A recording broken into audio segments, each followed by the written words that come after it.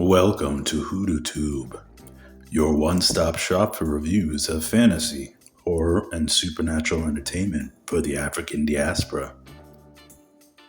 When we think about Black musicians that released magical songs that have made a massive impact on culture, media, and music history, The Fifth Dimension and their classic 1969 hit, Aquarius, Let the Sun Shine In, comes to mind for those of us who know their history.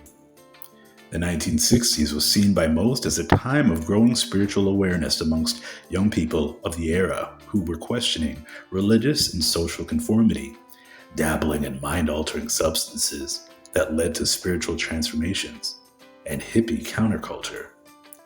This song, by an all-Black American band, became the anthem of a new spiritual awareness of people who ready to usher in a new astrological era of human enlightenment, despite the sexism, racism, and homophobia that persisted during that time.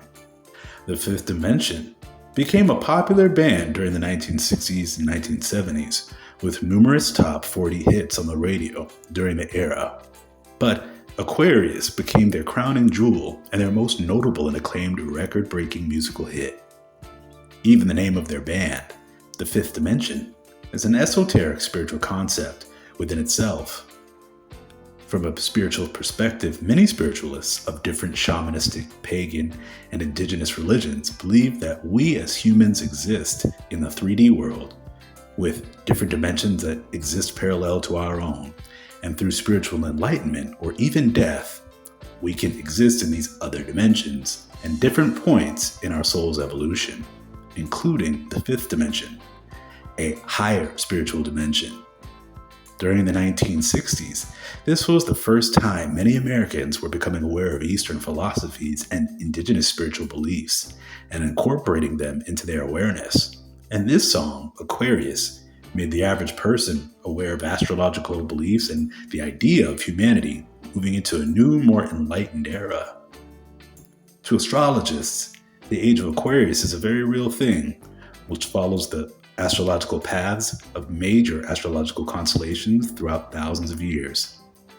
Most popular astrologists agree we began entering the age of Aquarius roughly around the year 2012, an era even marked by some ancient Mayan calendars. And the band, The Fifth Dimension, are literally seen as the heralds of this age who educated the world about this new human era with their song.